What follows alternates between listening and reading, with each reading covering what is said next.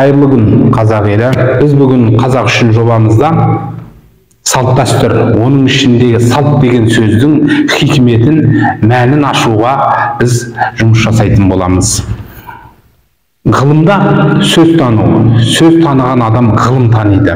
Яғни салт дәстүр деген сөз біздің қазаққа тән сөздің ішіндегі салт сөзінің мәнін ашу үшін біз талдау жасап көрейік. Салт дегеніміз бұл жеке тұлғаға байланысты жоралғылар менен ырым тыйымдардың, сондай-ақ өмірлік қағидалардың орындалуын салт деп айтамыз. Адамның тұлға болып қалыптасу үшін және де оның өмірде табысты болуы үшін салттың аса маңызы бар. Мысалға, жеке тұлғаға қатысты, мысалға адамның табысты болуы үшін ол адам алғашқы жатырда пайда болған кезінде бізді қазақ салтында құрсақ шашу береді. Әне көрдіңіздер ме? Бала өмірге жатырда жатқанның өзінде біздің қазақ халқы құрсақ шашу беріп, сол кезден бастап батала бастаған. Екінші, адамның бұл мынау өмірге келуін айтамыз. Өмірге келгеннен кейін бұны жаңағы сүйіншілік, шілдехана деп айтып жатамыз. Содан кейін өмірге келген балаға ат қоямыз. Бұл ат қоюдың өзінде бұл салтқа жататын болады. Одан кейін салттың тағы да бір орындалуы, әйел анамыздың, келіндердің, әйел адамның қалжа жеуі ол салтқа байланысты болып табылады. Қалжа жеу салтқа жатады. Салттың иерархиясына байланысты үшінші деңгейін біз бесікке салу деп айтамыз. Мынау қазақта айтады, сөз ұқпайтын адамды, сөзге тоқтам бермейтін адамды бесік жырын тыңдамаған адам деп айтып жатады. Яғни қазақ бесікке салады, яғни салт бойынша, және де сол бесікке салған кезінде тыштырма жеу, тұмаққа салу, тұсау кесу, бұның барлығы салтқа жатады. Сондай-ақ біз бесікке салуға, осы бесік жырына арнайы тоқталып кетуіміз керек. Мен әлемде 3 ұлтты білемін, бесік жырын айтатын.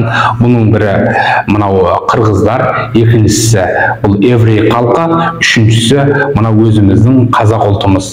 Бұл осы ұлтта мен білетін ұлттың ішінде бесікке салу және де бесік жыры бар. Бұл бесік жыры айту, бұл салт. Жеке тұлғаның, баланың табысты болу үшін, оның мынау құндылықтарға бай болып өсу үшін, оның бесікте жатқан кезінде бесік жырын тыңдауы аса маңызды. Бесік жырын тыңдаған бала, ол мақсат мұратын, өмірлік құндылықтарын бесікте жатқан кезінде таниды. Сондықтан біздің қазақ еліндегі жас келіндер бұл бесік жырын, мынау бала құрсаққа біткеннен бастап бесік жырын жаттауы керек. Және де бесік жырына аса мән беру керек. Салттың төртінші иерархиясында, төртінші деңгейінде бұл тәлім тәрбие жатады. Осы тәлім тәрбие алу кезінде адамға түрлі құндылықтар дарытылады. Мысалға, балаға байғазы беру. Бұл да қаржылық тәрбие болып табылады. Сондай-ақ баланы ашамайға отырғызу, баланы атқа отырғызу, яғни бұл тәлім тәрбие болып табылады, ұлттық тәрбие болып табылады. Салт бойынша әрбір баланың, қазақы баланың жеті атасын білуі бұл салтқа жатады. Біз бұны салт пен дәстүрде әдейі ажыратсын деп мен қысқаша түсіндіріп отырмын. Жеті атаны білу бұл салтқа жатады. Салттың бесінші деңгейінде бұл тұлғаның сөз қоры. Сөз қоры бұның қалай қалыптасады? Біздің қазақ халқы мынау тілашар тойын беріп жатады. Тілашар дегеніміз.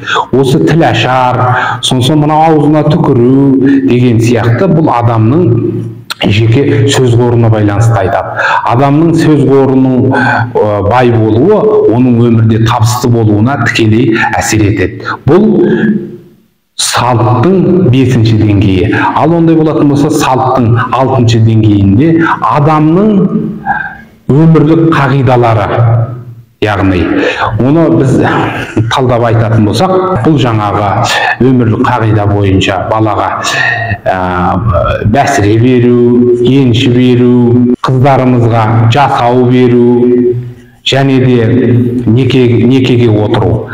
Егер біздің қазақта салт басты деген сөз бар.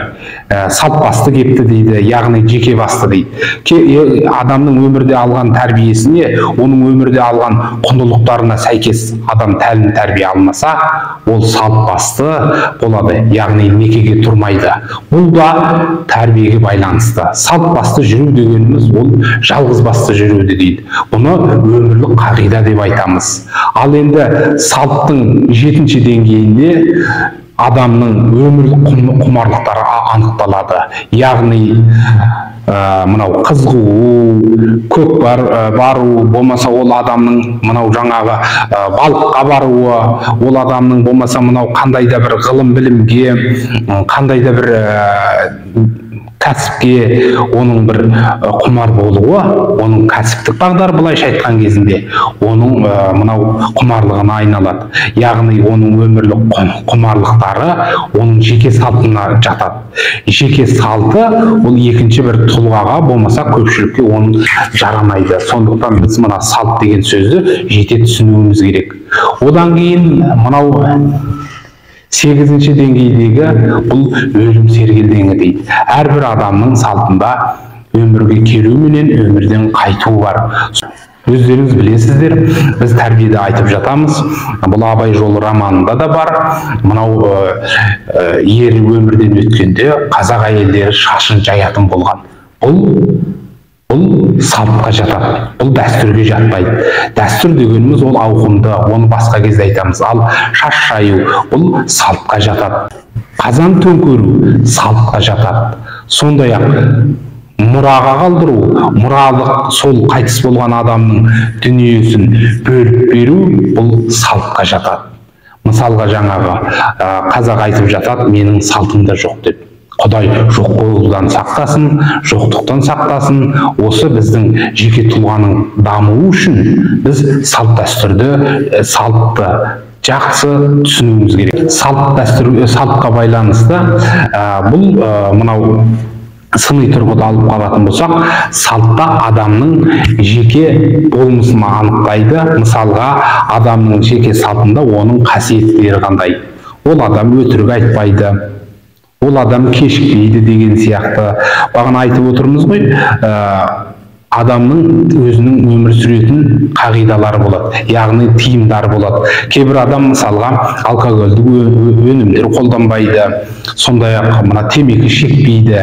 Бұның барлығы адамның жеке тұлғалық салтына байланысты болып келеді. Сондай-ақ адамның болмысында оның құмарлығы келеді. Адам бағанаға айтып отырған 8 деңгейде салттың оның өмірлік құмарлығы, оның өмірдегі құндылықтары, адамның қалай дарытылса, ол бала адам сол өзінің құмарлығына сәйкес көп уақытын өткізеді, солай өмір сүреді.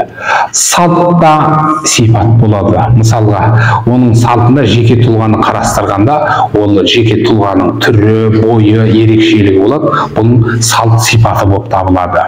Ал мынау салт сана деп айтып жатамыз. Жеке адамның құндылығы, өмірлік қағидасы, оның ілімділігі, оның салт санасына жатады. Және де адамның жеке тұлғалық мінезі де оның салт санасына кіреді. Сондықтан біздің қазақ елі, бізді өздеріңіз білесіздер, қазақты жою үшін Ресей империясында арнайы жоспарлы жұмыстар жүрген. Сонда қазақты ең бірінші сөз танымынан құртуды ойластырған. Яғни біз сөзді түсінетін болсақ, біз ғылымды түсінеміз. Яғни ғылымды түсінетін болсақ, біз өзімізді өзіміз танитын боламыз.